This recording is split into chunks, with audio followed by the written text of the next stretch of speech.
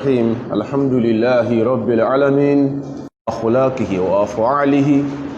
وصلاته الدائمة وسلامه السرمد على المبعوث رحمة للعالمين محمد وعلى آله وأصحابه ومن سلك مسلكه وقتفى آثاره إلى يوم الدين الله وبا أتركي جلون فنبي صلى الله عليه وسلم النبي تي الله تيو في سانوا ànábì tí ọlọ́run tí ó fi jẹ́ kí a lè pa bá ọ̀pọ̀lọpọ̀ oríire àlékún ìyọ́nú ọlọ́run àlékún ọlá ọlọ́run àlékún àánú ọlọ́run kó máa bá ànábì wa àti àwọn alẹ́ àtàwọn sọ̀hábà rẹ̀ ìpadà sí dáadáa tí a tọrọ fún wọn kó máa bẹ́ẹ̀ kọ̀ọ̀kan agbé tí ó fi di ọjọ́ ẹ̀san nínú àwọn abala ìwọ̀ tí a jẹra wa tìmí jẹ́ torí pé ọ̀rọ̀ tààrọ̀ yìí àmì tá a fẹ́ sọ yìí a fẹ́ look into another biography of another important companion nínú àwọn companions Ànábì wa sallallahu alaihi wasallam pàápàá jùlọ tó ní ṣe pẹ̀lú how our dear continent Africa kìí sọ̀rọ̀ Nigeria mọ́ sí báwo ni continent Africa how was it discovered àwọn ló discover Africa àwọn ni wọ́n iṣẹ́ tí wọ́n ṣe tán fi discover Africa yẹn àwọn iṣẹ́ wọ̀nyẹn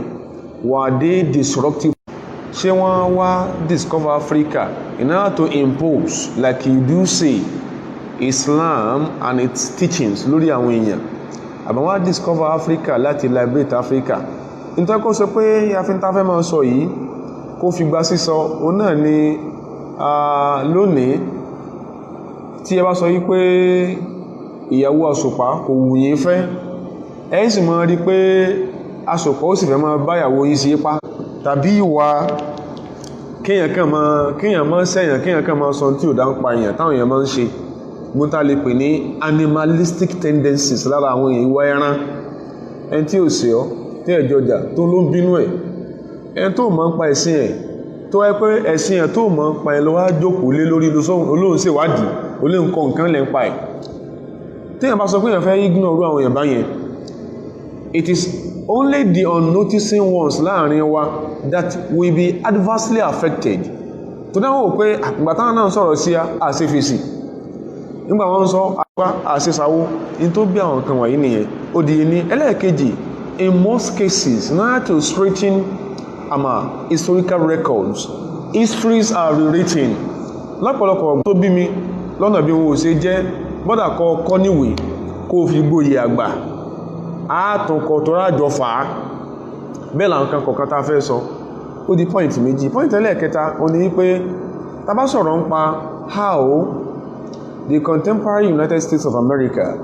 as a country was discovered ó ní báwọn yẹn ṣe mọ́ bínú wọn ṣe mọ́ tó máa ń sọ and Christopher Columbus discovered America ẹlòmíì gan mọ́ ta ó mọ ìtàn Columbus ju ìtàn bàbá rẹ̀ lọ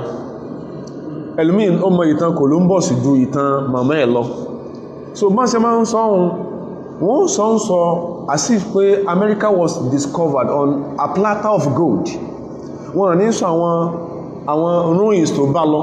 rẹ́rẹ́ tó rún lórí ẹ̀wọ̀n ní sọ so àwọn aṣọ in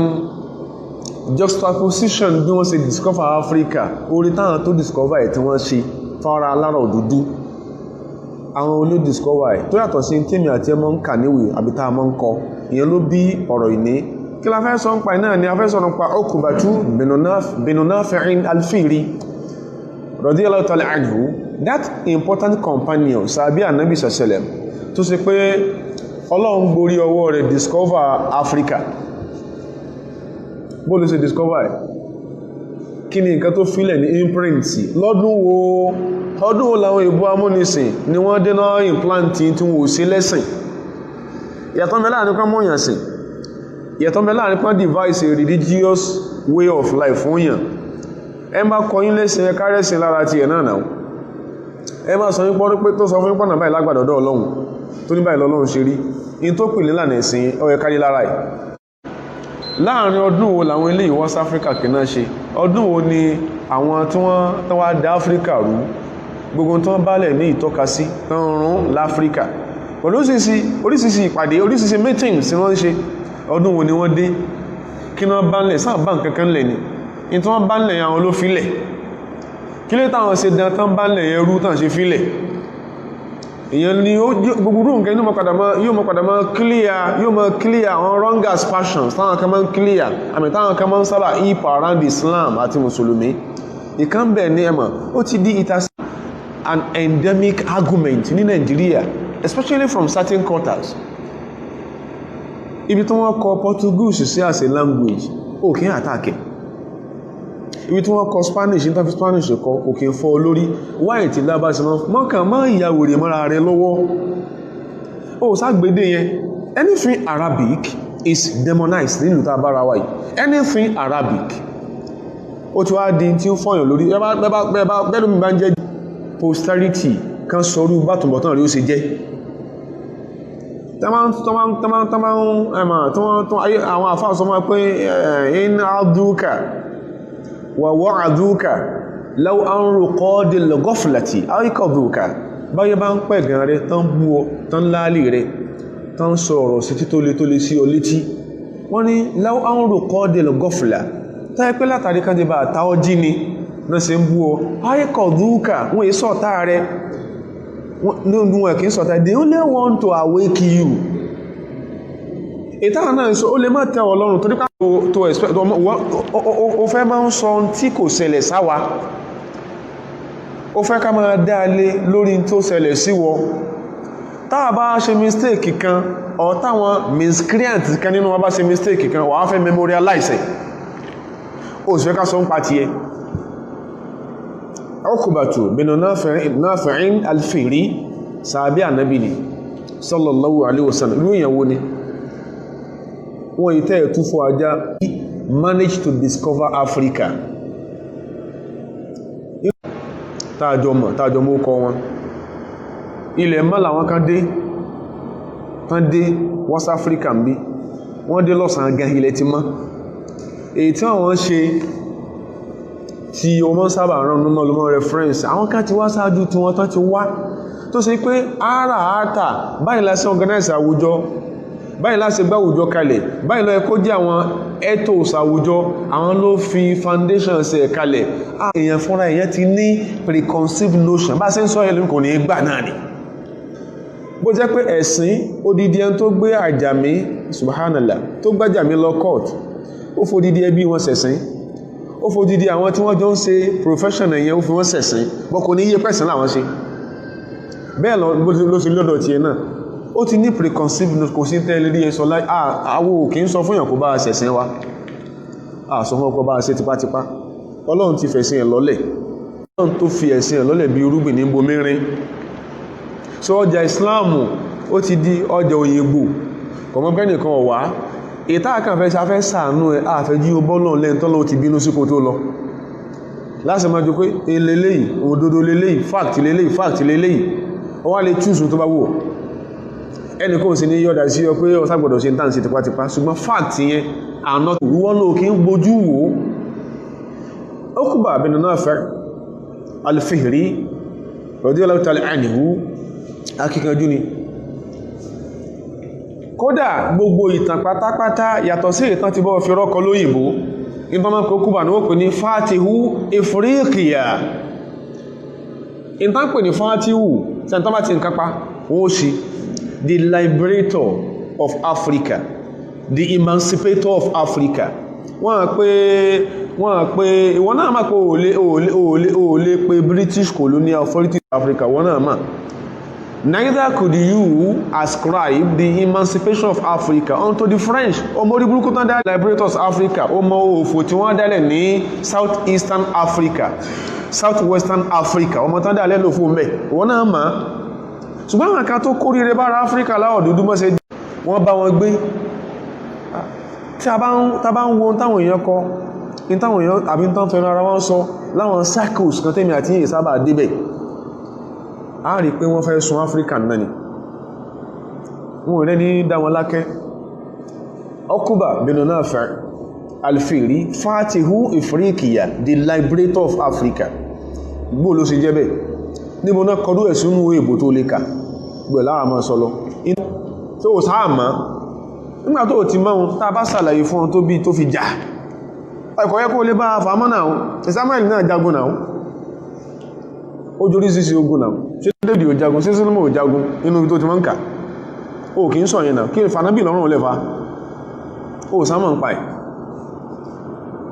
Uqba bin Nafi' al-Fihri, the liberator of Africa, wabani madinati al-Qayrawan, wabani madinati al-Qayrawan, madinati al-Qayrawan nísìn Tunisia lẹ́ locate yes, but then nígbà yẹn Tunisia was within Morocco, torí pé in tí wọ́n fi ń pè ní Morocco tó fi ń pè àwọn al-Maghrib wọ́n náà máa ń ṣe secondary school history now, okay, Maghreb states àbíkó pè ní Sudani states in tí wọ́n fi ń pè bẹ́ẹ̀ o ní pé southwestern part Egypt ta ló kọ torí pé ibẹ̀ ni a number of Latin scholars, Latin European scholars ibẹ̀ náà ti wá kẹ́kọ̀ọ́ wọ́n kẹ́kọ̀ọ́ ní Qayrawan ní Morocco yẹn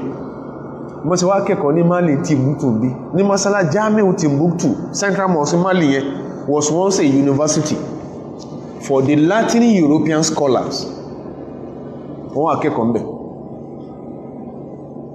tó bá sọ pé òun ẹni tí bàbá rẹ̀ tí ó jẹ bàbá rẹ̀ lówó wọ́n padà rẹ̀ tí from Yemen to Damascus gbogbo dínàpẹ̀ Ṣáàmù lónìí ṣé yóò kàn gbogbo yẹn náà ní àwọn bájà láti wẹ̀yẹ kò tí wá ní kú kó tó dé Morocco yóò ti kú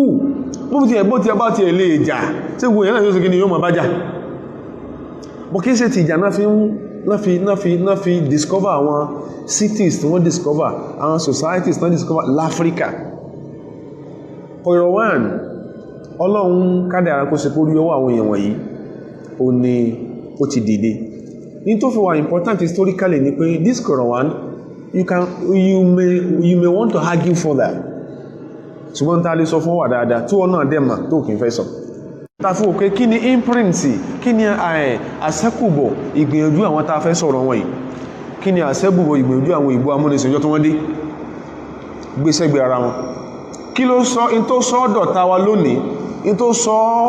sọ ìrẹ́ ọ̀pọ̀lọpọ̀ tí èsè mùsùlùmí dọ̀ta mùsùlùmí pé in tí wọ́n kọ́lẹ̀ fún nípa wa tí wọ́n náà dẹ̀ síwádìí ẹ̀ fúnra rẹ̀ ìtàn kọ́lẹ̀ fún nípa Quran ìtàn kọ́lẹ̀ fún nípa Ànábì ó dẹ̀ síwádìí ní Egypt lónìí Cairo lónìí ẹ̀bà mọ́sáàsí ńlá ìtọ́kọ́ tó kó ibẹ̀ náà ti wá ń kẹ́kọ̀ọ́ subhanallah Roman scholars ọjọ́ tí a padà so extensively eléyìí by way of introducing Uqbatu bin Nafi' al-Fihri afẹ́ introduce ẹni ní inú ìtàn tí ó dàrú nínú tó tí ó dàrú adẹ̀mọ́ sárímọ́ sọ fúnra wa ọkùnrin kan European scholar William Moore ó kọ The History of European Morals. William Moore, History of European Morals. Inú tó ti lè kà nìyẹn tó bá wà biased. Ọjọ́ tí the Roman emperors, especially before the emergence of the Byzantine Empire, kí Byzanto tó dìde tó wọ́n pè ní Byzantius inú Latin kan tó dìde ó ní orísìí yẹn ti ń gbé ní Egypt yẹn tí ó dẹ̀ fẹ́ sí especially lẹ́yìn tó ti kúrò tán àti gbogbo àwọn tó wá lẹ́yìn tó like 6 other prophets of Ọlọ́run lẹ́yìn Musa alayhi salam the same struggle tí Musa kúlé lórí náà ṣe kí ní ọ̀nà kúlé lórí lẹ́yìn tán lọ tán Roman Empire wọ́n dá orí burúkú lẹ̀. The Roman state lódidi was never a Christian state. Nígbàtí Roman Empire tó kí ló mú wọn máa lọ lúkọ̀ ọ̀kẹ́ tí wọ́n lọ yálà ó kú báyìí ní o àbáwọn mìíràn companions àná kí ló mú wọn lọ lúkọ̀ ọ̀kẹ́ tí wọ́n lọ asọ̀rọ̀ rẹ̀ then báwo náà ṣe ń wíìnì báwo ni wọ́n ṣe jẹjà ìyẹn gan ní òjè the first port of call láàárọ̀ yìí tó pé areas ta fẹ́ wọ̀ ẹ̀mọ̀ látó sọ̀rọ̀ pa the whole of Africa àwọn olókọ́kọ́ wọ̀bẹ̀ tí ì ṣe south western Africa ta bára wa nìkan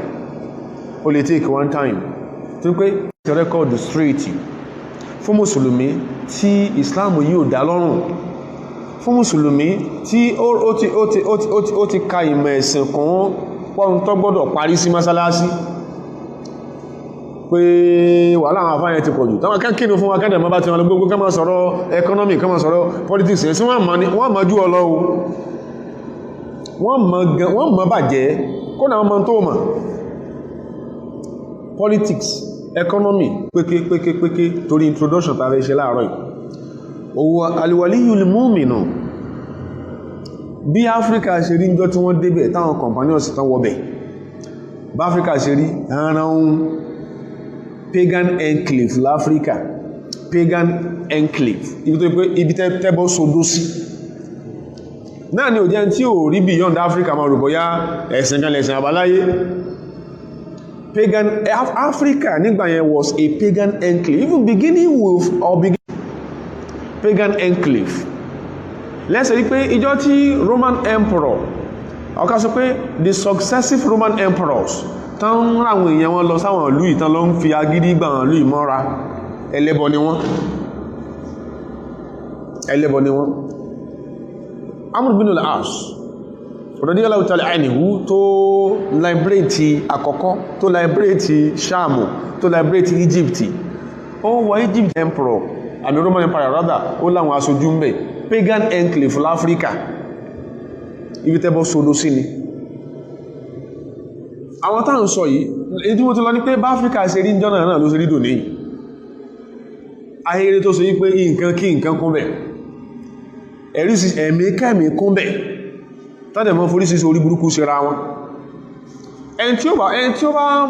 tó ń bọ̀ wá sí bí tó fẹ́ fi ìmọ́lẹ̀ tọ́lọ̀ lọ́lẹ̀ sẹ́yìn pé kò ní ṣiṣẹ́ kékeré Uqbatu bin Nafi'in al-Fihri kana waliyan olùbẹ́lọ́ hanran àtẹ̀pẹ̀yàn sáàbí kò ní mọ́ bọ́ ìṣúná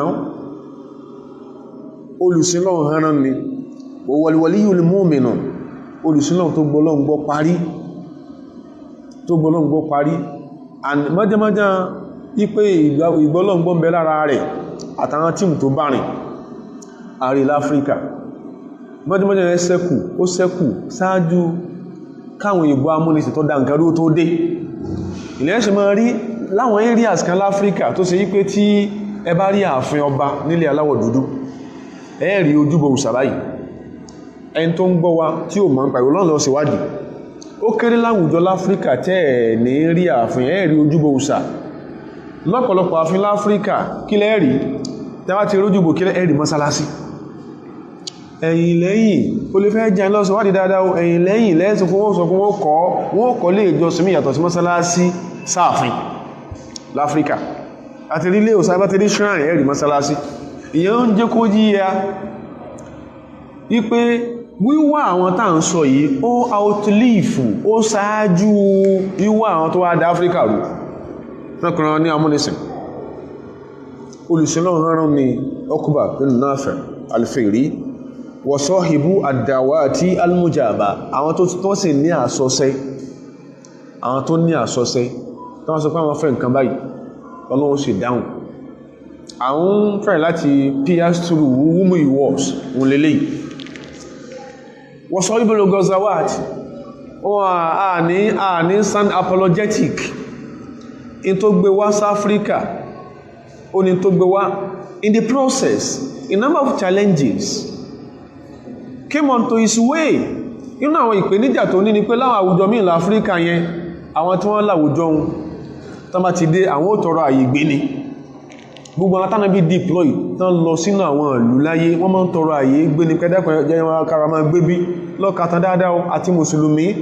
tí Islam ti sú ọ ní tí newspapers tí wọ́n sọ fún ọ nípa ẹ̀sìn yìí ló ń kà ó repose confidence nínú àwọn àfáà pọ́mọ̀ jù ọlọ́dẹ́pọ̀ kó bí ẹ léèrè bọ́gọ̀rọ̀ wá ṣe rí ní ẹ mùsùlùmí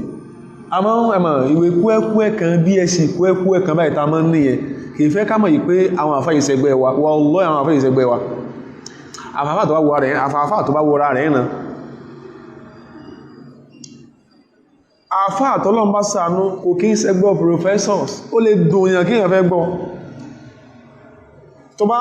tó bá rí an outstanding Islamic scholar wà lọ́lé gbọ́n tó gba professorship lé lórí yẹn asámọ̀ tó tò kalẹ̀ níwèé wá wọn tàà fà yẹn bó ṣe rí yẹn wọn tí ó tò kalẹ̀ ní literature tí ó dẹ̀ sí kankan tí èsè kí ni o tí èyẹ o àwọn afẹ́ ìṣẹ́gbẹ́ wa o òyìnbó tó kọ́ ń kálukú wa ní ABC lónìí tá kẹ́kọ̀ọ́ wọn lónìí wọ́n mọ̀ pàwọn afẹ́ ìṣẹ́gbẹ́ àwọn but kìí ṣe irú àwọn typology àwọn tí wọ́n mọ̀ yẹn o outstanding scholars òyìnbó mọ̀ fún ìṣẹ́gbé àwọn àbádẹ́sì bàbá sí sọ àmọ̀ fún references tó fi gbà torí ìfẹ́ gbà àmọ̀ fún references afáà tàn sọ yìí sàbí pàtàkì yìí sọ́hìbò dàwà àti ilmùjàbà wọ́n ní àsọsẹ́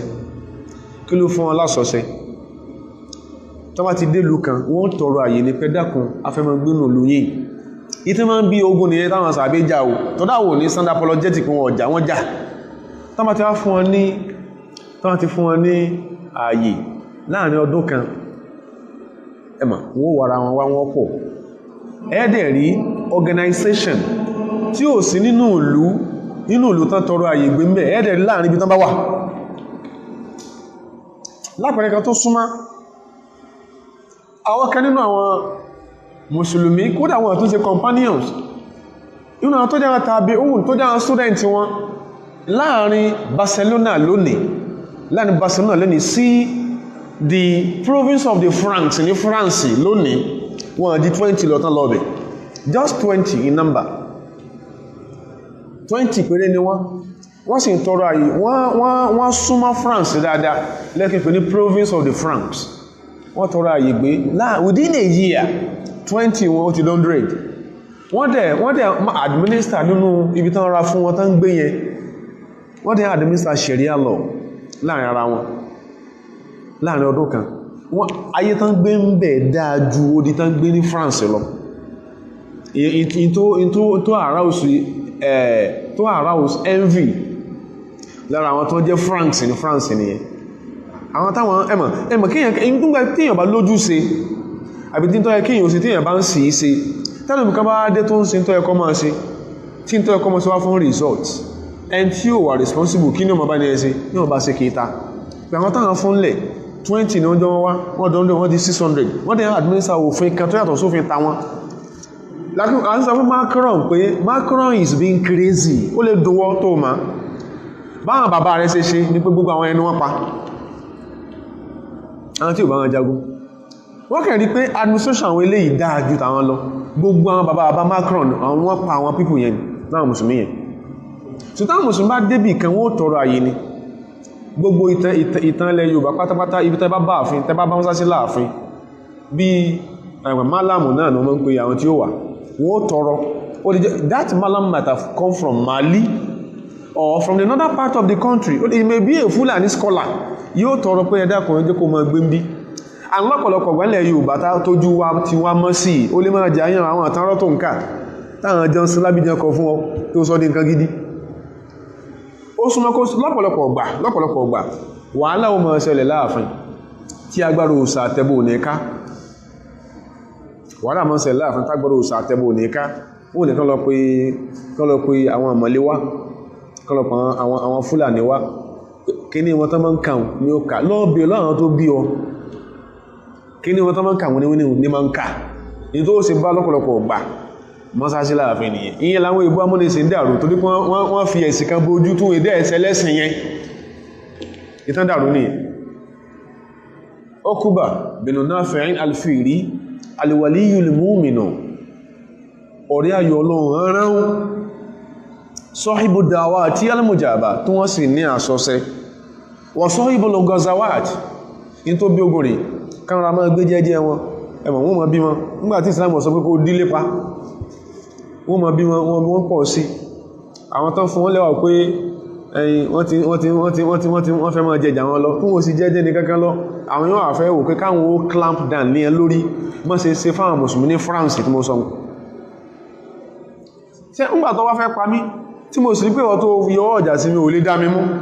ṣe máa wá fòdọwọ́ kó fi rí mi pa ni máa bá ọjà náà àwọn tó bí ìjà nìyẹn Uqba bin Nafi' at a point kana sahiba al-Ghazawat tó jagun we wouldn't sound apologetic lórí ẹ̀ ọjà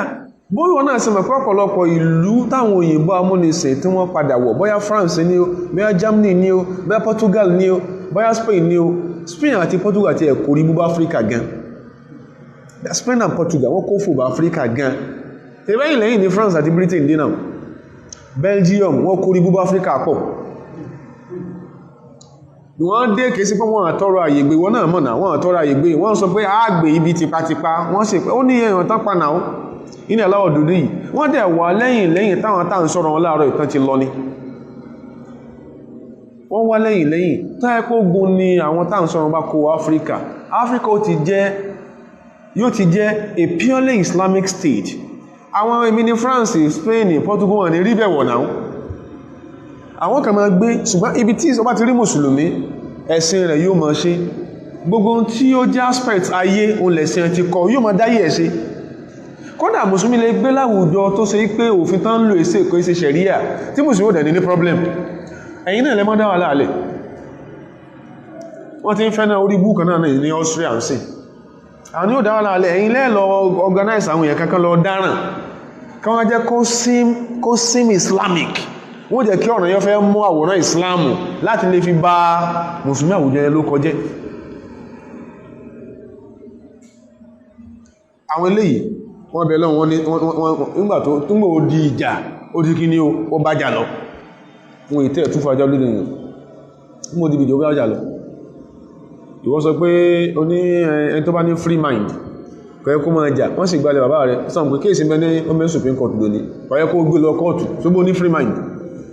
kọ̀yẹ́ kó lè jà ọ̀yẹ́ kó wọ́n pé èèyàn máa ń fi nǹkan lẹ̀ fọ́lọ́nù litigations upon litigations tó wá jáde ọ̀rọ̀ tọ́lọ́hun a máa sọ̀rọ̀ bí ẹni tí wọ́n sì ẹ̀jì lójú oorun tó rún ọ̀dá lójú ẹ̀ báyìí sí mọ́ ṣe nìyẹn هذا الصحابي الجليل هو الفاتح الشهيد السعيد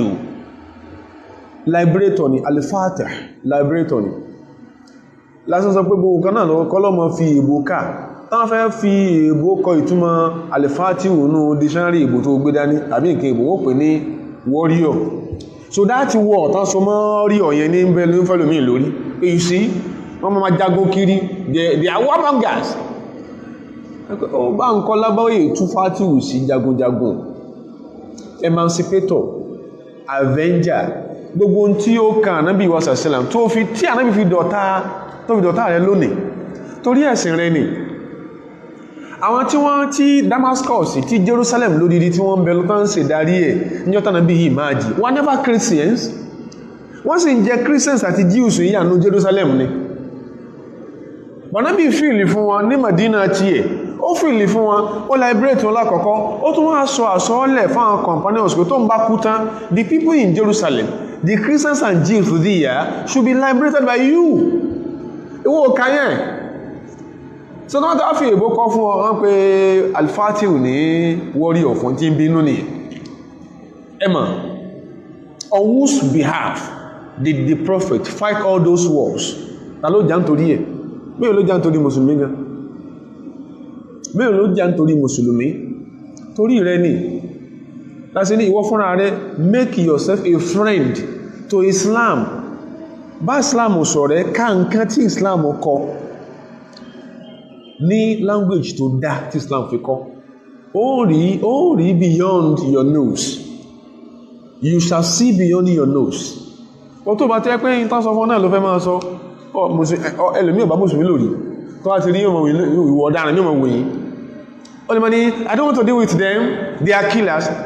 tàlàwà parí gbogbo tó ń ṣẹlẹ̀ níbi tó ti ń reference wọ́n náà mọ́ tó bí náà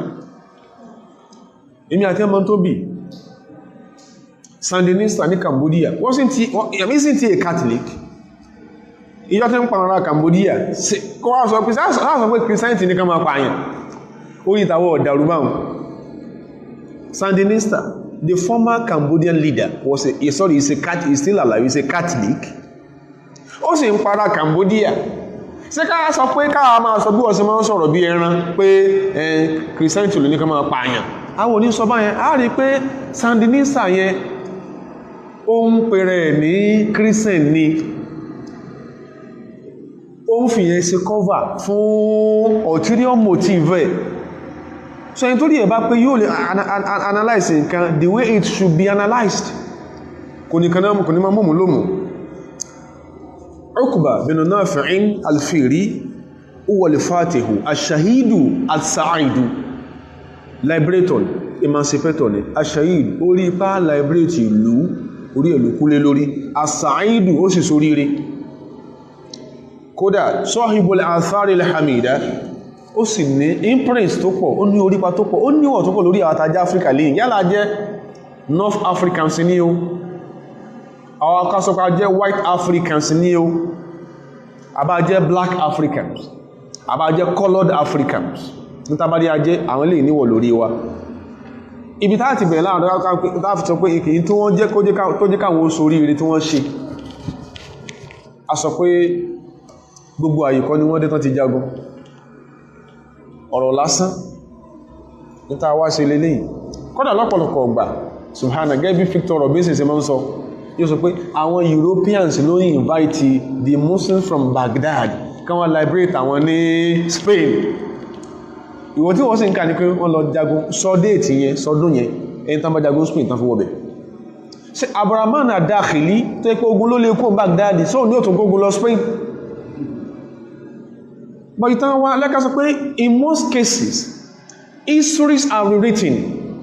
táwọn ti sọ̀tàn rẹ bí ọ̀yẹ́ bó ṣe sọ tó nǹkan rẹ sọ ẹwà ọgọ̀rẹ́ tó ti kọ̀wé lọ́pọ̀lọpọ̀ lórí irọ́ tí wọ́n pa fún tó yẹ kórí ìwé tó kọ ìlógbò ìlé lórí tó bá padà ródòdó are you going to so back down tó ródòdó ó sá ti kọ̀wé bí ìjọ tí September 11 2001 àtàzẹ̀gbẹ̀ tó ṣẹlẹ̀ articles tó ti kọ international conferences international fora tó ti lọ tó ti sọ trashings ìjọ tó padà wá discover pé tó sọ nǹkan lórí bẹ́ẹ̀ so tó article mi nǹkan ẹ mọ́ jẹ́ ká ṣe tí posterity tó fi mọ́ bí a ṣe pè nípa àwọn èèyàn táà mọ́ ń pa wọn tàkà ń parọ́ mọ́ tó má fẹ́ sọ nǹkan kan ṣèwádìí dáadáa in tó tẹ̀ tó ń tàbá kọ tó ṣe bí ń tàbá kọ yẹn yóò jágùn lẹ́mìí ká farabalẹ̀ wo tàbá fẹ́ kọ tàbá kí ọkọ́ púpọ̀ nípa àwọn èèyàn tí a sọ́ra yóò dọ̀ta wọn èèyàn lè mọ́ràn náà wájú Ọlọ́run ìrìn àjò Okuba the spiritual part of whom he was láfàárọ̀ ìsọ̀ adé stop with kọ́lọ̀n kó dáwà sí àpàdà máa sọ the political and economic imprints tó ní subsequent sitting wa kíyàn tó wọ Áfíríkà ẹwọ Áfíríkà sí mo sì painting yẹn pagan enclave láfíríkà inú òjò ọjọ́ èèyàn lójú náà wọ́n lẹ́nìkan yóò tí náà bọnú yóò yọná lẹ́nu a ṣe bí èèyàn tàn bí bí wọ́n ṣe bí mi àti ẹni ṣe ó yẹ kó tí mọ̀ pé èèyàn ti wà absolutely possessed kó tó máa yọná lẹ́nu kó tó máa gbéná ṣe bó níyàwó tí ń súnmọ́ bí mi àti ẹni súnmọ́ ìyàwó wa kí ló wá sọ́dọ̀ Ọlọ́run lára rẹ̀ bá Áfíríkà ṣe rí nìyẹn àwọn tàn sọ yìí wọ́n wá sí Áfíríkà àkọ́kọ́ nǹkan tó kọ́kọ́ tó wà spectacular nípa Okuba ṣe ń kó orúkọ ẹnìkan là ń dá meanwhile kèsò nìkan ló wá iṣẹ́ àṣeyọrí iṣẹ́ ìlú ẹnìkan ilé dá sí ìyẹn ló jẹ́ ká ní problem nílùú wa yìí àwọn tí ń bẹ lọ́dọ̀ tí ń bẹ around ẹni tẹ́ pè ní sincere leader olóríkú lọ́pọ̀lọpọ̀ wọn tẹ́ bá dẹ̀ ní vision kí nǹkan ọ̀dá tẹ́ bá ní tẹ́ ìṣẹ́ra ilẹ̀ ọkàn tẹ́ níyàn mẹ́wàá around you tẹ́rògbóyá pé the same vision tẹ́ ṣíà ní wọ́n ṣíà tó wá tí ń já sí pé vision tàwọn yàtọ̀ sí ti yín wọ́n padà tó àtẹ́fọ̀ tí wọ́n bá sẹ́ yín jẹ́ lẹ́gbẹ́ sọ pé àwọn tí wọ́n sọ pé àwọn sáà go about protesting dasìkò táwọn sọ̀rọ̀ lọ́wọ́ ó lè mọ́ ọdún yàn so this is our intellectual space ní tàbá sọ tí ìbà tí Ọlọ́run fi wálẹ̀ mọ́ sọ wọ́n náà nípa tàn sọ yìí tí n tó wọ́n sáwà láńsẹ́ kí ni o là ń sọ fi space wálẹ̀ tí n tàbá sọ bà tí Ọlọ́run ṣùgbọ́n fact tí ó sí dispute ni pé àwọn tí ń dà lóru kiri yìí wọ́n ní bàbá wọ́n ní ìyá wọ́n láwọn bàbá wọ́n láwọn ìyá wọ́n láwọn ẹ̀gbọ́n wọ́n láwọn relatives in most political offices public offices in Nigeria tẹ́ pé in tí wọ́n táwọn ń gbé kiri tán pa kí láriwo yìí tẹ́ pé that philosophy that's thinking láwọn èèyàn wọ́n tàà sọ pé bẹ lọ́fíìsì wà ní wọ́n ṣíà Nigeria ò ní dàrú bẹ̀rẹ̀ EndSARS protest inú family yìí bọ̀dá rẹ̀ mọ̀mọ́ rẹ̀ tó jẹ́ controller general fún customs sí ń ṣe normal níbẹ̀ ṣe bó fílẹ̀ nílé tó fi lọ ń ba nǹkan àwùjọ jẹ́ bàbá rẹ̀ tó jẹ́ inspector of police so ṣe normal lọ́fíìsì yẹn ṣe bó fílẹ̀ ẹ̀nú lé tó fi lọ lẹ́kọ̀ọ́ tó fi lọ sọ police stations mí ná wọ́n náà sáwọn tán bàbá rẹ̀ tó jẹ́ lọ́yà ṣe bí defrauder ní ṣe bó jìbìtì ṣe bó lè ní ṣe bó fílẹ̀ ẹ̀nú lé kó tó lọ máa dàlúrú ó fílẹ̀ ẹ̀nú lé kó tó lọ dàlúrú wọ́n náà kọ bàbá rẹ̀ ó lé bàbá rẹ̀ ọmọ kó jìbìtì bàbá ó fílẹ̀ ẹ̀nú lé màmá rẹ̀ oúnjẹ tẹ́ kí wọ́n wá fáwọn èèyàn náà lù kí wọ́n jẹ oúnjẹ yẹn àwọn wèrè tán ní wọ́n wá ha wọn kò pa màmá rẹ̀ ní sole distributor wọn ní Bódìjà tán jẹ oúnjẹ yẹn fún tó ń rí báàgì ẹ̀ sí bó fi yáyẹ lẹ́nu lé kó tó náà protest àbó láṣẹ fi ẹ̀tẹ́ rẹ̀ táwọn palàpàlàpà nílùú iná tó lórí bá ń dàníyàn dáadáa táwọn tó ń bẹ lẹ́yìn àyíká rẹ̀ táníyàn wọn bá dá wọn bá ṣẹ́ ẹ̀jẹ̀ ìtí ìṣẹ̀lẹ̀ inú ni ìwọ tó ní olówó náwọn tí ò bá jẹ́ bàbá rẹ̀ yóò jẹ́ mọ́mí rẹ̀ bí ò jẹ́ bọ̀dá mi yóò jẹ́ àǹtí mi wọ́n jẹ́ ẹ̀mà the major shareholders ní inú power holding company now ṣe má ti privatize àmọ́ sí commercialize láfẹ́ sọ so ó yẹ kó bóun sọ̀rọ̀ pé kán bára wọn sọ̀rọ̀ ní board kìíní wọn pé kí owó náà wálẹ̀ kọ̀ẹ́kọ̀ẹ́pẹ́ tí ó mọ̀ sí ó tún fẹ́ revoke license wọn ẹ tó ń pariwo pé wáyé tó ṣe máa dictate báwọn ṣe máa ṣe business wọn a mọ̀ tó ń ṣe wá lárùn nílùú yìí bọ́ torí pé àníyàn bú ta ní sọ́ra wa kò jẹ́ àmọ́ bá ṣe fẹ́ move ahead gbogbo agencies ta ní institutions ta ní ìlú yìí tó jẹ́ political institutions ta ní ìlú yìí have often been superb wọ́n máa ń dápọ̀ ṣé àjẹ̀nù ló ń ṣiṣẹ́ mẹ́ sí ìsọmọ Nàìjíríà ẹni tó ń pariwo pé àtàwọn tó jẹ́ àwọn noise makers ẹgbẹ́ tán wọ́n ti deplete ilẹ̀ àwọn tán ti ń wa epo ṣe bí wọ́n náà mọ̀ àwọn bọ̀dá rẹ̀ ṣáájú tí wọ́n jẹ́ chairman NDDC ọmọye contrast wọ́n ní kí wọ́n kán award jáde láti jẹ́ kí region yẹn ó dáa tán cover tó wẹ̀ tán pocket tó wẹ̀ náà ó mọ́ tó fẹ́ bẹ̀rẹ̀ sí mọ́ ìlú ò dá ibi ẹgbẹ́ ẹgbẹ́ ti bẹ̀rẹ̀ protest ẹniyẹn ibẹ̀lẹ́ ẹgbẹ́ ti bẹ̀rẹ̀ ẹni tí ń pàdé pé kò só ń jẹ́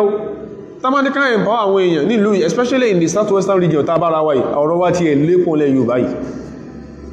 kò sí nǹkan mẹ́ta jẹ́jẹ́ alábòsí lọ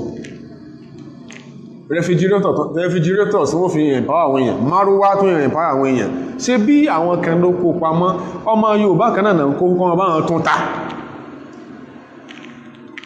àìmọye national projects rice plantation tàti site Kebbi and Nasarawa ṣé bẹ́ẹ̀ nìkan wọ́n kàn site ẹ̀ sí ṣé wọ́n zọ́rọ̀ àwọn kan sí southwest Nigeria àwọn wo ló fẹ́ manage yẹ wọ́n àti ìrí bẹ̀rẹ̀ sí manage yẹ sí ẹ jẹ́ kí Fúlàní arúgbó yẹn lọ tán wọ́n sọ di private ní o private farm kí bá ṣe ń ṣe nìyẹn ó kú bàbínú náà fẹ́ ọ̀rọ̀ ẹ̀ lásọ débẹ̀ eléyìí yóò máa jẹ́ pointer to wípé àwọn tá a fẹ́ sọ pa ẹ̀pọ̀ báwo ló ṣe abala the spiritual part of whom he was bó ló ṣe rí pagan enclave bó ló ṣe rí mọ́lé ọlọ́ntàn bẹ́ Áfíríkà alẹ́ láfíríkà o alẹ́pọ̀ ní nǹkan kí nǹkan kan bí láwùjọ wa ó kúbà gbogbo bó ṣe bẹ̀rẹ̀ ìṣẹ̀mí ìrìn àjò yẹn àkàbọ̀ tó jẹ́ point afẹ́fà rẹ̀ láàárọ̀ yìí tí nǹkan ó fi dáadáa nǹkan ò lè dáa fún a dáadáa through our scientific progress nìkan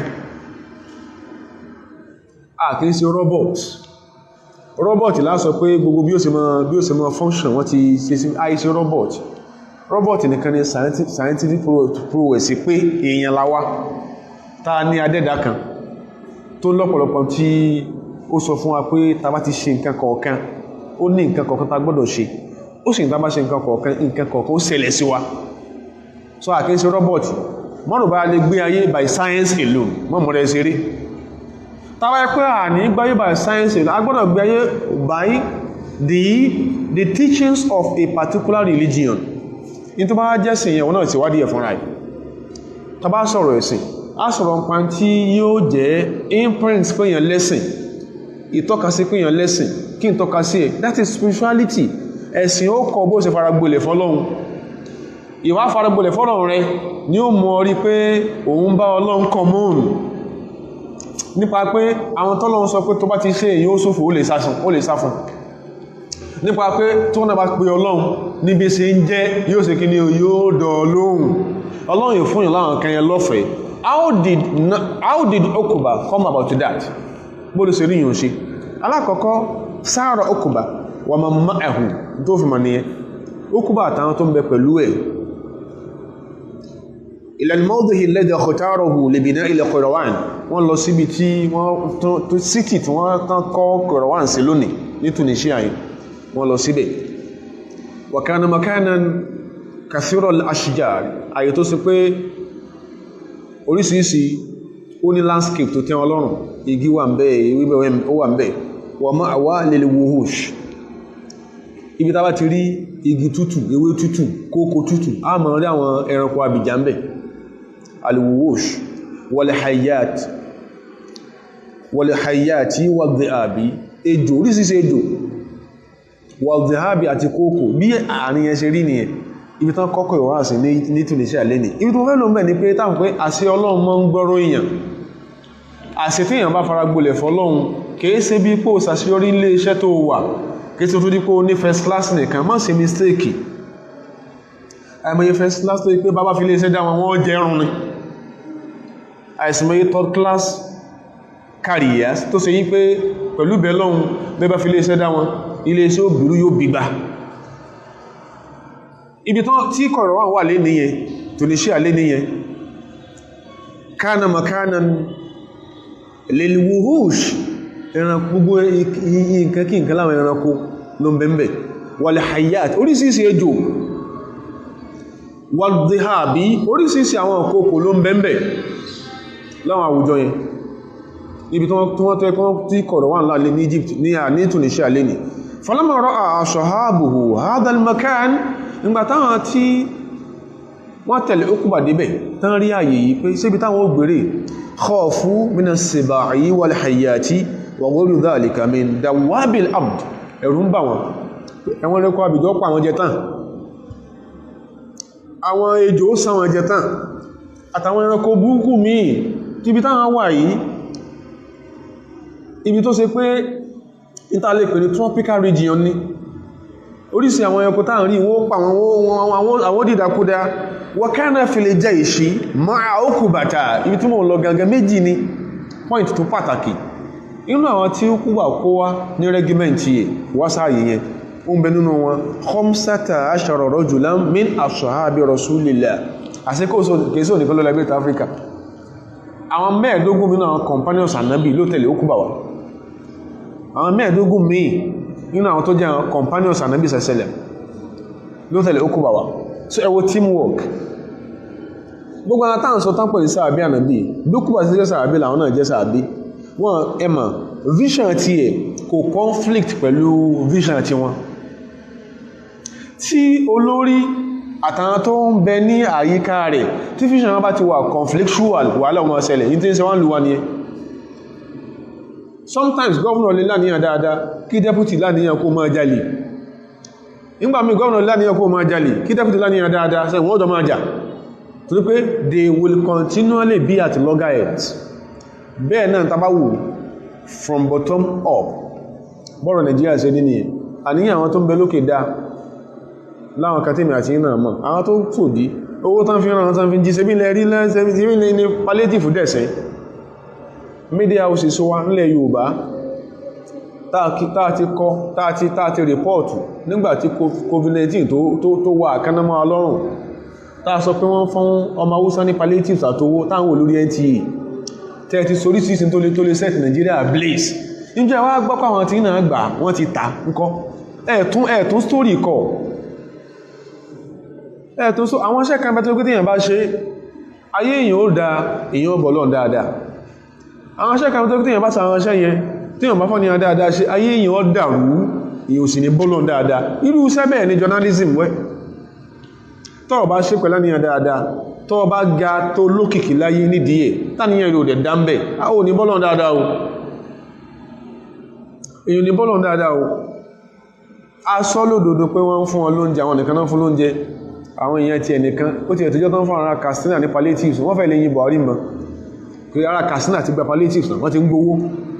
asáwọn ẹran tí anílásojú asáwọn ẹran ara wọn asán ti gbà á. The media tabloids in the southwestern part of Nigeria wọ́n àtún story wọn kọ nítọ́kọ náà náà kọ. Okuba bin Nafi al-Fihri òun àti 15 other companions of Ànábì náà jọ wọ Tunisia ní Morocco rather. Vision wo takora wọn kẹtìrí ní tí ó jẹ́ kẹ́rí problem ní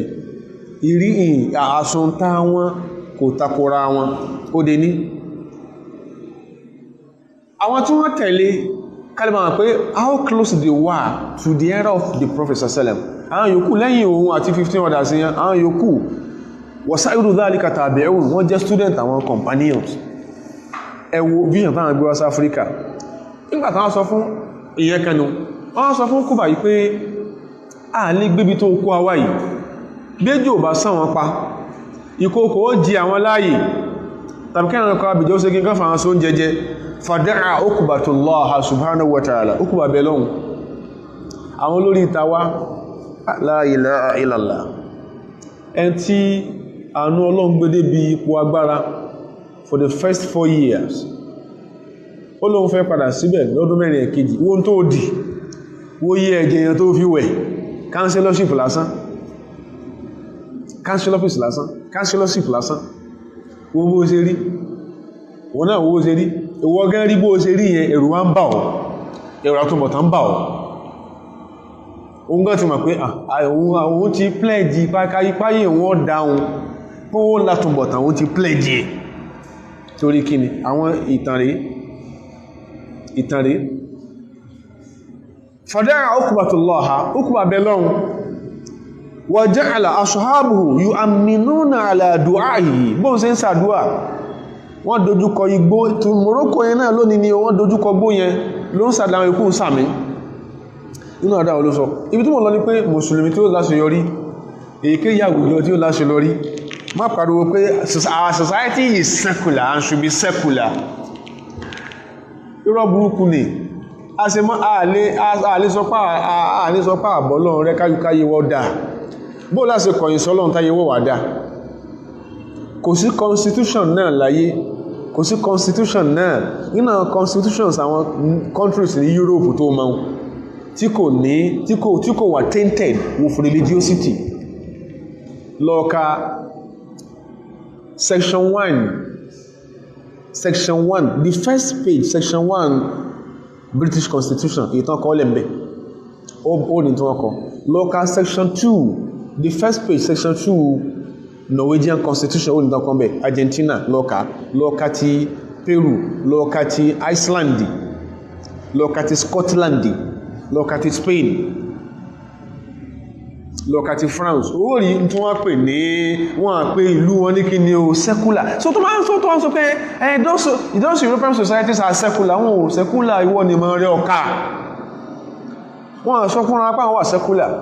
ṣe ọkọ̀ nígbà tí ìlú bá kọ sínú òfin tí ó lò ní ìlú ẹ̀ pé a particular type of church ni ó jẹ́ state church tó ṣe pé tí ó bá jẹ́ ẹ̀kọ́ bí yóò ṣe gbáyé nínú àwùjọ yẹn o church yẹn ní ó máa sọ̀rọ̀ rẹ̀ sọ́rọ̀ tó wá sọ pé ní àwùjọ yẹn wà secular bí ó sì fẹ́ ká take it serious ó kú bá wá bẹ̀ẹ̀ sí Ọlọ́run ó ń bẹ lọ́hùn àwọn sàbí òkú sàmì ó ń sàdú àwọn sàmì kí wá ní wí ó kú àwọn so èyí tí ẹni tó fẹ́ darí àwọn èèyàn àárín wa àtọ́lọ́hùn ní dàrú ó fẹ́ ní àṣọṣẹ àárín wa àtọ́lọ́hùn ní dàrú ó kú bá ní hayatu al-hayatu èèyàn má Ànábì wa sọ̀sẹ̀lẹ̀ nínú nǹkan tó kọ́ wa tó ẹ pé ẹ́ẹ̀ríkà lọ́dọ̀ àwọn àfáwò ní ìlàjì àfọ́ ní olókíyà tí inú ọ̀nà tán fi ń tọ́jú ara ní tí nǹkan bá ń ṣe èèyàn ó ṣe Ọlọ́run wà fi ìka yóò fi lélẹ̀ yóò fi kan yìí pẹ̀lẹ̀lẹ̀ yóò ní túrúbàtù ardina biriqati ba'dina yushfa saqimuna bi idni rabbina àmì yóò fọwọ́ lélẹ̀ yóò fọwọ́ kan wọn yóò fọwọ́ kan yìí pẹ̀ báyìí ní bismillah túrúbàtù ardina برقة بعضنا يشفى سقيمنا بإذن ربنا ìyẹ̀pẹ̀ ilẹ̀ yìí lẹ́yìn okọ̀ ọlọ́run ta ló dá ọlọ́run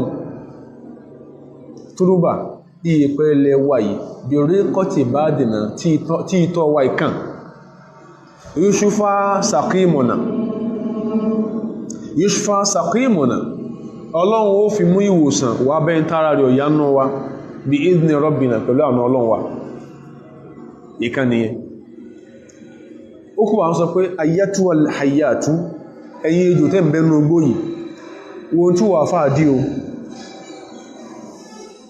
torípò fẹ́ lásọsẹ́ àwọn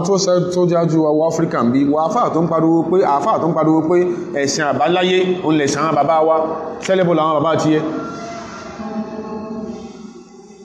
sẹ́lẹ̀bọ̀ làwọn bàbá ti yẹ mọ́ gbọ́n táwọn tí ẹ̀sìn rẹ̀ sáájú wọ́n mọ́ ṣe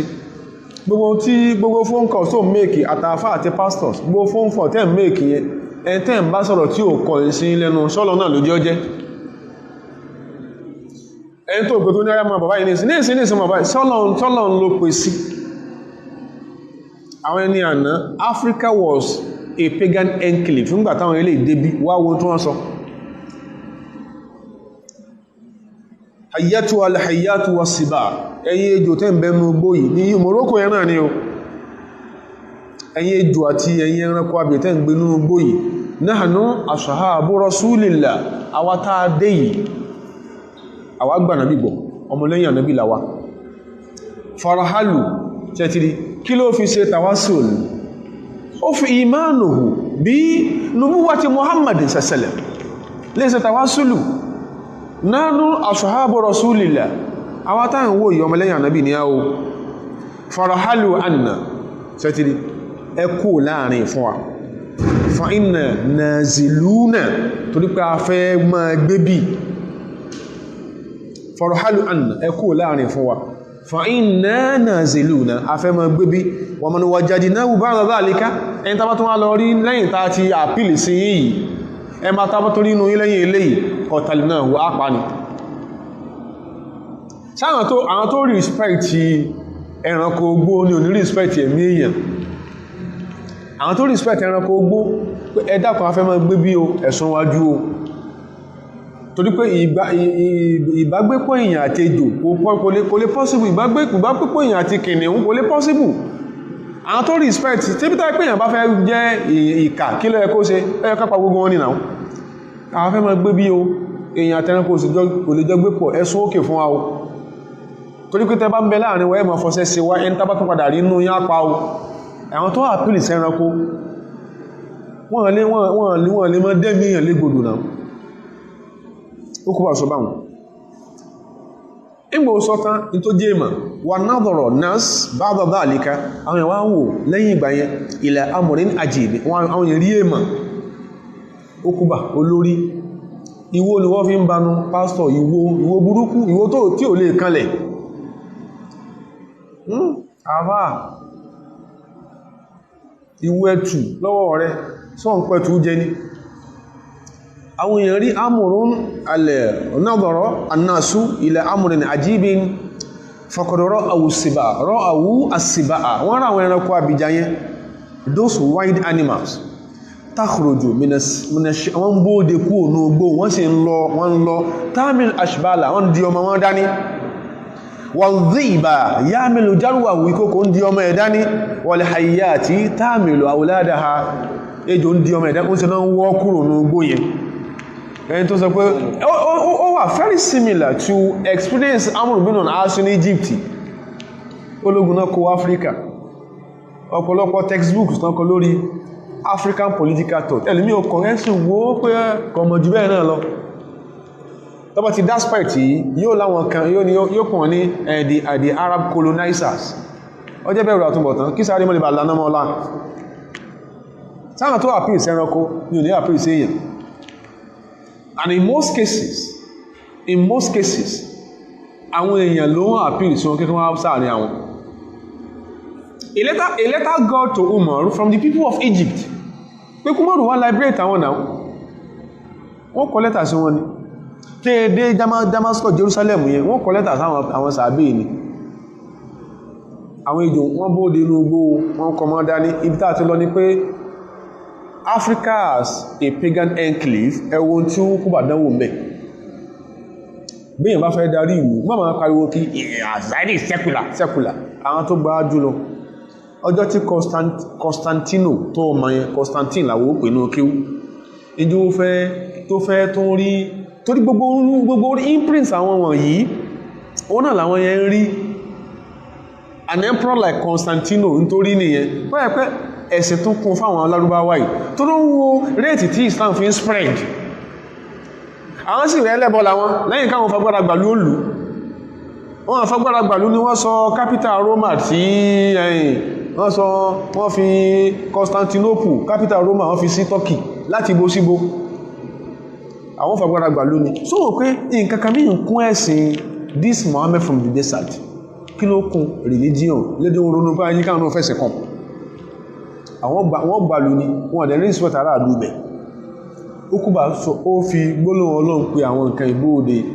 ìta náà dánwò láspẹ̀tì yẹn bóò ní kọ̀kọ̀ wá sáì ní Ọlọ́run ni wá àbẹ́ni Ọlọ́run níta ìṣù ní kọ̀rọ̀. Gbogbo nǹkan lódẹ̀ ó ní tóòstì ẹ̀ lórí ará àwùjọ wa. Ẹni tó ṣe pé àwọn èèyàn ni wọ́n fi ṣe gbẹ̀túgbẹ̀tú àtolúgbòhùn fún sọ́n pé àwọn ọ̀pọ̀lọpọ̀ èèyàn ó kú tó ráwọn èèyàn torí wọ́n sọ wọn pé àwọn èèyàn àyè ni wọ́n lò. Gbogbo nǹkan báyẹn náà ní dáwùjọ irú. Àná wọ́n sì àtàrí hẹ́là ní mọ́sálásí, wọ́n sàtàrí hẹ́là ní àsàlátù centers, wọ́n sàtàrí hẹ́là ní churches wọ́n ní jágbádùn, wọ́n tún wá sáná sí wa láàrin. Lásì olórí ẹ̀sìn tí má bá wọn kọrin tán kọ pé they hate us ìjọ tí wọ́n ti ń rí owó jí kò wá darapọ̀ mọ́ yín o.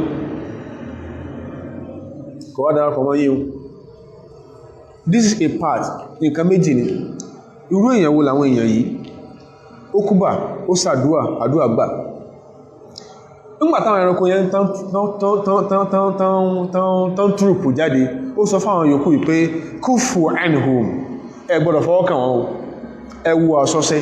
apè lásọsẹ́ sáájú kúfù anhum ẹ má fọwọ́ kàn wọ́n hátà yarhalu anna tí wọ́n yóò kú níbi tàfẹ́ gbé. So ìwọ́sẹ̀ èdè Vienna Convention ló sọ̀rọ̀ ń pa animal rights ẹ wojọ́ táwọn ilé ti ń lò kúfù anhum hátà yarhalu anna ẹ má fọwọ́ kàn ẹjọ́ wọ́n sì bóòdì.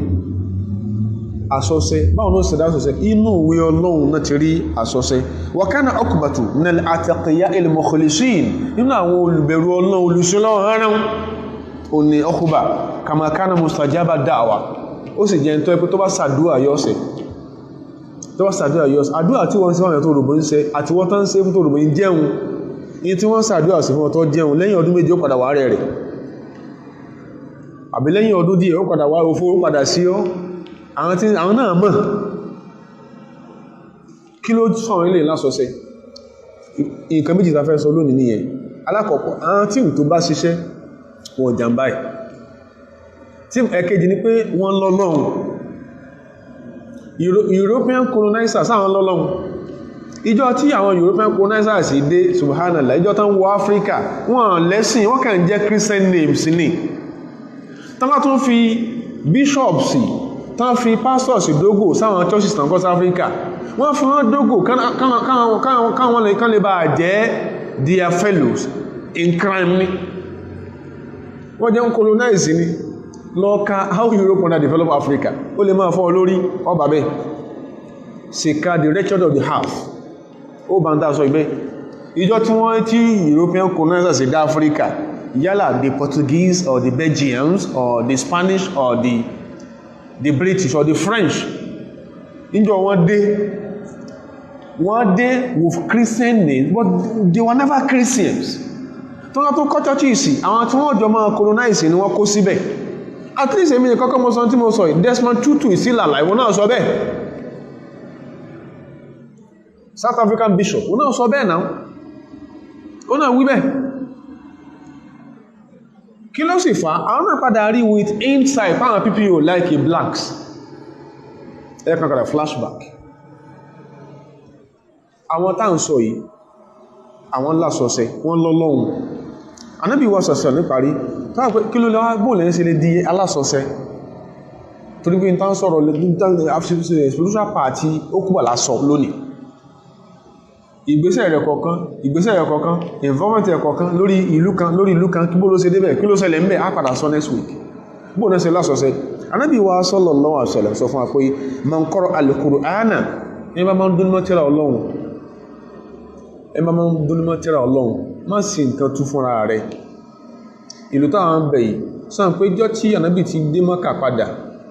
ọ̀sájújọ́ tánàbí ò tí dé Mákà ní mọ́lẹ̀ tí mẹ́ Mákà kìí ṣe fánàbí lọ wá kọ́ Kaaba àmì kan ló lé foundation stone Kaaba ọba láyé ni Ibrahim bá láyé ni tó ti ń sìn but níbí yìí pagan enclave ní bí tẹ́lẹ̀ bóò ló sá máa gbénu bí tọ́lọ́run sì máa kún ọlọ́wọ́ tí ọ̀rọ̀ rẹ̀ ó dọ̀rọ̀ Ọlọ́run tí ojú rẹ̀ ó dojú Ọlọ́run táwọn rẹ̀ ó dá wọn Ọlọ́run bá níbi ṣe sọ sallallahu alaihi wasallam ìtumọ̀ pé tọ́lọ́run máa gbẹnu ẹ sọ̀rọ̀ tí ó máa gbé tí ẹ gbọ́rọ̀ tí ó máa gbójú ẹ rí na tó sì ní fọwọ́ ara rẹ̀ síra rẹ̀ man qara'a al-Qur'ana ẹ bá máa dúnmọ́ Qur'ani kíkà lódìdí tilawatan tàbí ẹ bá máa sọ pé láwọn àyà kọ̀ọ̀kan àyà kan báyìí ló dín ní lásán ní fi ń bẹ lọ́hùn gẹ́bà fún ní ìlàjì sí máa ń ṣe máa dáwèrè sí a máa fáyà Qur'ani ìsàdúwà dáadáa tí ò bá ní rí bẹ́ẹ̀ ni Ṣànábì ló sọ fáwọn tí ń ṣe orúkíà pé ẹ máa sọ pé wàkọ́lá Musa wà ìdá alẹ́kọ́ kọ́lá Musa máa jí tún bí yí sí rù inna Allaha sayubtiluhu hadisi olóògbé yìí wà tó lọ mọ́ dádé ìrìn ṣe hadisi wo olóògbé yìí wá ayatu shifa ayatu ruqya hadisi olókó wá tẹ́kù dídí Kùránì lè yànká àbí àwọn àyà kọ̀ọ̀kan gẹ́bọ́ sí àpíyà gẹ́bí àwọn ìtumọ̀ sí wà pílìn sí ọ ló dìmú kí n sì mọ̀ fàwọn kíni sí kíni o láàrin ìmì àtọ́lọ́hun kò sí tó burú mẹ́ o má ṣe mistake o má sì súnà gbọ́yé o kó mọ́ sàwọn súnà lẹ́nu o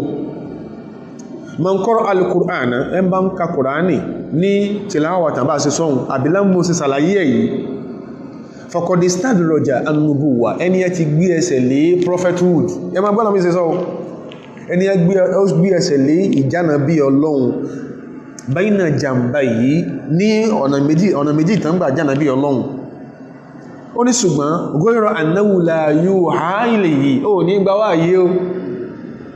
ṣùgbọ́n tí wọ́n ní pé Ọlọ́run máa bẹ pẹ̀lú rẹ̀ ọ̀nà tí ẹ̀ lè gbàdá lọ́sọ̀ọ́sẹ́ nìyẹn máa wáyà Kùránì fúnra rẹ̀ ètò owó Jennifer's Diary tó máa fi aburú sí ra ẹ̀ ara lè yóò tí ìkú tán sórí bó ṣe wo DSTV náà wù ọ́ má ṣe mistake má múra ẹ ṣeré súnà ní kójú rí ó fọ́kílà káàrí ó di súnà fẹ́ kó wà careful wà ó súnà ọgọ́nìkà bil ayyami man kọ́sọ̀tún bó ṣe bọ́ ayé dàbí búrẹ́dì àti bọ́tà man kọ́sọ̀tún àìpé orí rẹ ni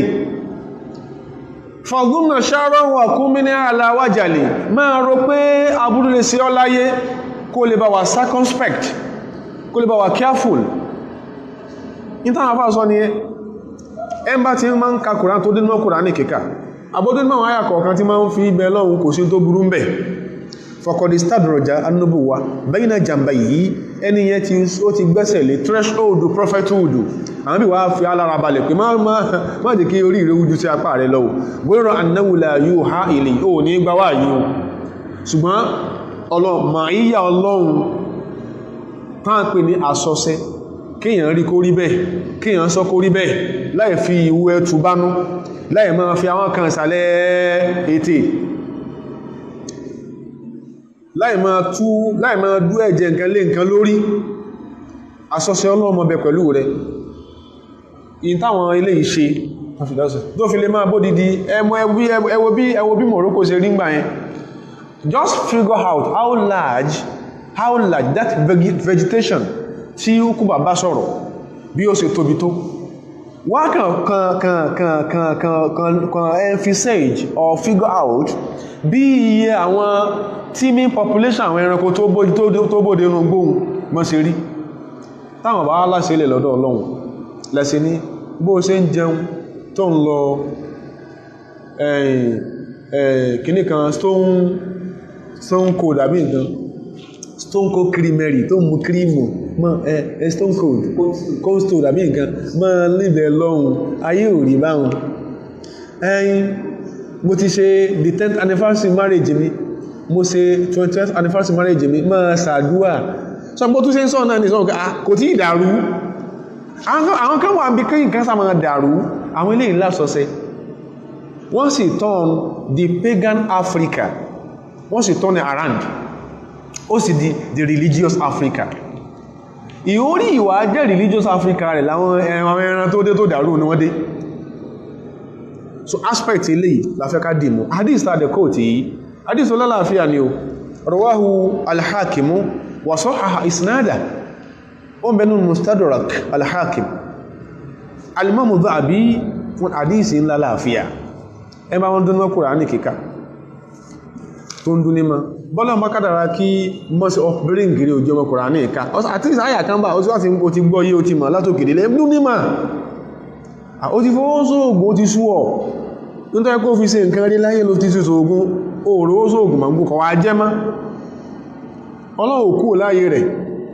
ó kú bà lásọsẹ̀ ló demonstrate Ọlọ́run dákọjọ ibi ni the entry point ta fẹ́ fi ṣàlàyé how Africa was liberated by Okuba and his team ṣùgbọ́n bá ṣe rí gangan mọ́rùn bọ́yá olóńdè àti gbẹ̀tùgbẹ̀tù ni wọ́n kó wá lẹ́ka sọ ilé mọ́ ṣe rí iṣẹ́ tí wọ́n ṣe mọ́ ṣe rí iṣẹ́ yẹn ṣe ní láfẹ́ ní sọ Ọlọ́run gbà lẹ́sìn lọ́wọ́ wa wọ́lọ́run ọlágbára wọ́láwọ́ rẹ̀ Ọlọ́run èyí tó kù táàtù mọ́ wí mọ́jẹ́ àṣẹ sọ Ọlọ́run gbọ́n táàwí tó ní tààrẹ ìyọnú sí wa mọ́jẹ́ tẹnu wa jáde Ọlọ́run gbọ́n táà sọ tó sì pé tabá tó ti sọ àlékún ìyọnú tó ń fi bá wa lò yóò tó lékún sí mọ́sà ìṣòrọ̀rùn fún àti máa sọ